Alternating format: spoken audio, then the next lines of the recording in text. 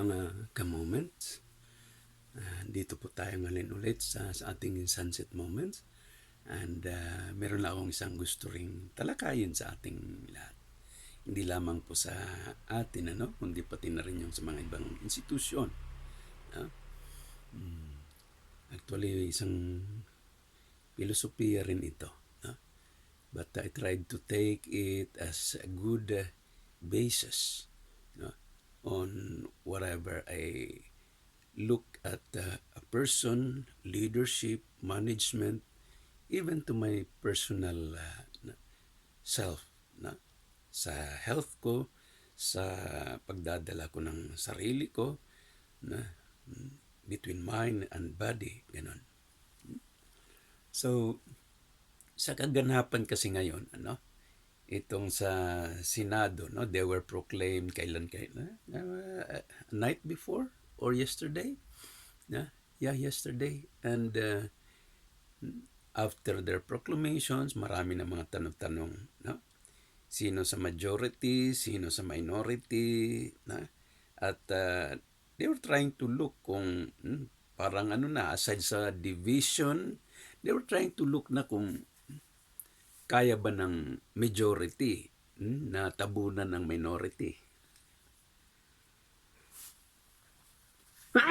Excuse me.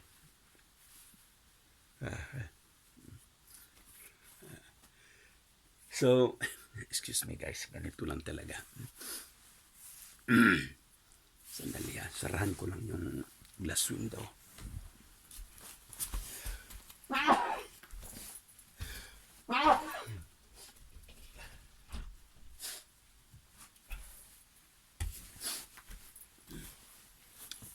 Okay. Yung mga changes kasi ng temperatura na indoor at saka outdoor temperature, kaya immediate changes of temperature nakaka-trigger din ng rhinitis allergy. Excuse me. May rhinitis allergy din ba kayo? So, dinadala-dala ko na lang yan kasi mahirap kung palagi ka sa antihistamine. Tubig, maligam-gam.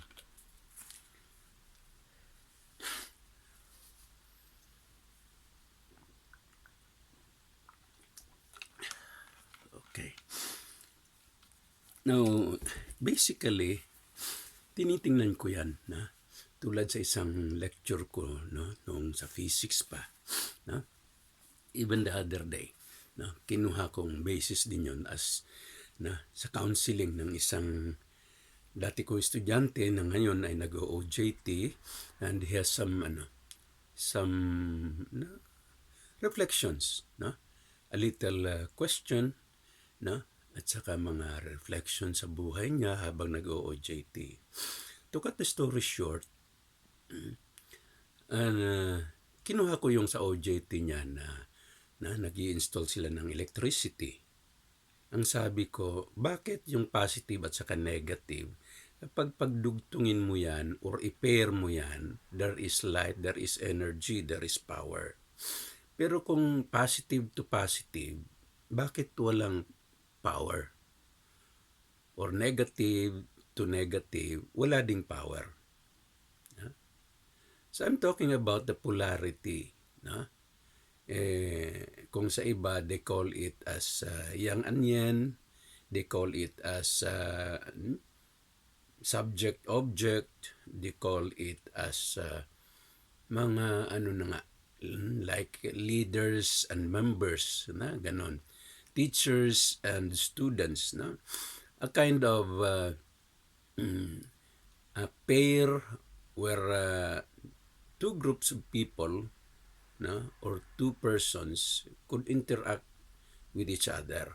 Parang ganun ang niyan sa reality. But by principle, talagang kailangan ng duality, polarity. Kasi even before generations and generations, years and years, centuries and centuries before, even by the time of the creation of man, no? There is already man and woman. No? It's just natural na when there was a man, there was also a woman. No? Because if not, no, then hindi mabubuo. No? Walang existence talaga. It will not multiply once it will maging extreme, indigenous, no? Na mamamatay na lang talaga ang tao or mga kahayupan. Na? Ang mga ano naman, punong kahoy kapag walang prutas, walang buto, and it won't multiply. Na? Kaya going back to the philosophy, uh, left and right, subject and object should should exist with one common goal or purpose. So politically, na, or even scientifically, there is a purpose why there's a need of power or energy. That's why positive and negative should interact with each other so that through their give and take, then there could be energy. And the light, the power could be seen. So politically naman, or even to any institution, by level ba or by generation, like as before, there is a master-servant relationship. No? So as master and servant, as if the relationship is very, very low and one is very, very high, because there is a servant, there is a master. In an institution or company, there could be a manager or employer and employees. But manager is high and the employees are here below. Unlike man and woman, they are both human beings.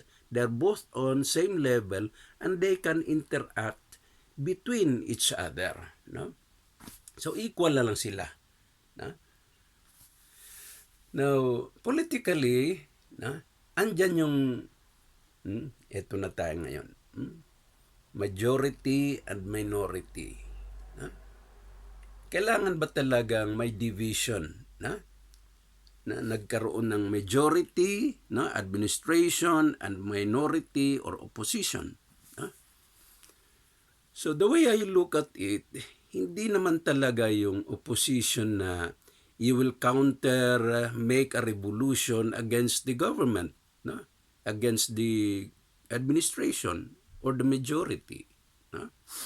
Ideally, or in reality, these politicians or legislators have to make an argument in order that they can make or digest, accept a proper issue, a common denominator of what is conceived and what should be theorized,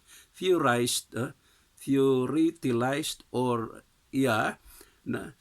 argued so that they can come out with a good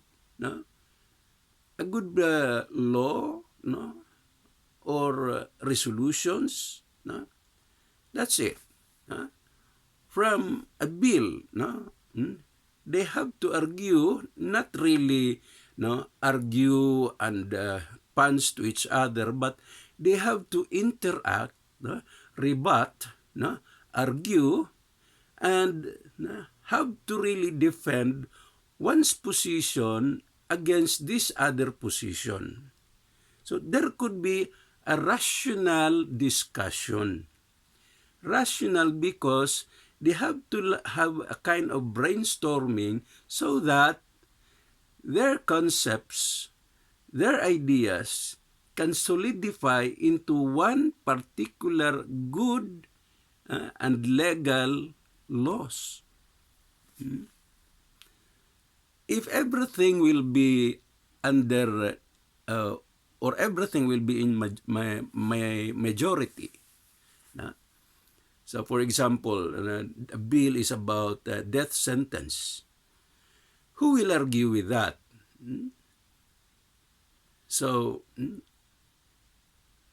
parang monopolize na lang na talagang there's no more debate, no more argumentation, no one can rebut. So they can just make a law which is one-sided. Kaya necessary pa rin na merong tatayo dun sa kabila na rationally will also no stand with the other side of the coin so that there can be a better view kung ano yung talagang gusto nilang tatalakayin sa bill na yon. So that's it. Now secondly, itong nangyayaring may mother and son, sister and brother, brothers and brother, magkapamilya, they have closer relationship dyan sa Senado. Alam nyo na kung sino ang mga yon.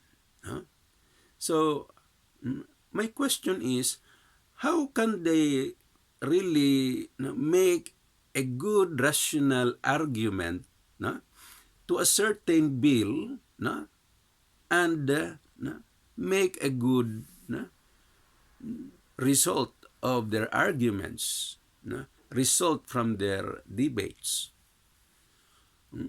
If the brother will file a bill, will the other brother or sister deeply argue to that, oppose to that bill? If the son also will also submit a certain bill, like for example, death sentence or same-sex marriage, for example. So a son will propose that bill, and the mother will oppose that. So there can be an argumentation. But as a mother and son, you could not just fight or argue deeply to the other side. Because as a family, mananaig pa rin yung mother-son relationship, blood relationship. So they will just talk about it outside the Senate, and they can talk about it without the other peers. Kaya on the next debate, iba na rin ang dating. Maybe one have convinced to really bigyan na lang ng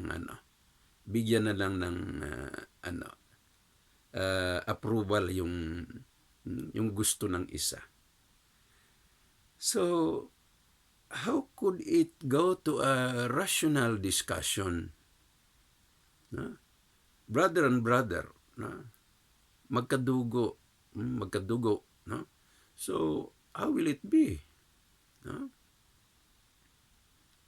Well, of course, they have different profession, education, and something more. Pero by blood relationship, andun pa rin yun. Sa isang pamilya naman, I don't think so na both parents would like all their children to become engineers.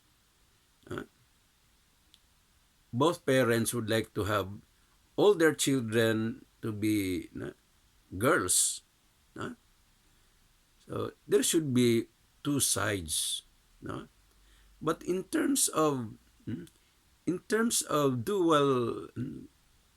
duality, the polarity, the two have to engage more for a harmonious communication so that a good discussion will conclude to a nice law, no? Proposed law and be signed by the president. If not, mahirap na. Yun ang isang tingin ko doon. It's not only an opinion, no? But I'm trying to discuss on this based on the principle. The polarity, the duality, no? The mind and body, no? Even our physical body. Just take a look on our face. Why two eyes, no? The left and the right? Why two eyebrows? Why two holes in your nose? Why upper teeth and lower teeth? Why two ears? Why left brain and left brain? Why two hands? These are already nature. But you can see in it that there is a principle of duality. We have our physical body. You can see it. This is external. But how about your mind? Nag-iisip ka. But you cannot look. You cannot see. Where is your mind? It's invisible. But there is mind and body. So there is this kind of polarity or visible and invisible aspects. So these two have to harmoniously interact. If not, nothing more. There will be no existence. Things are monopolized. Things are not good. Not productive. Not productive.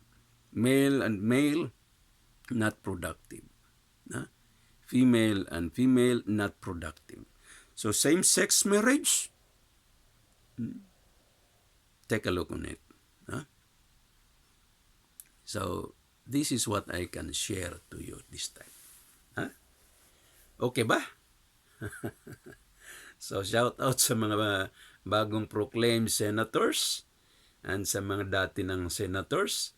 I hope you can make a good discussions, harmonious discussions on how to make legislation sa ating mahal na Pilipinas. Again, shout out sa lahat, sa elected president and elected vice president, elected senators, congressmen, governors, board members, mayors, councilors. I hope things will be fine and be harmonious, be peaceful, to take a look and take care of our Philippines. Maraming salamat po. Ito si Sir Cotaylo, ang inyong abang lingkod dito sa ating Sunset Moments. Nice meeting you again. Bye-bye.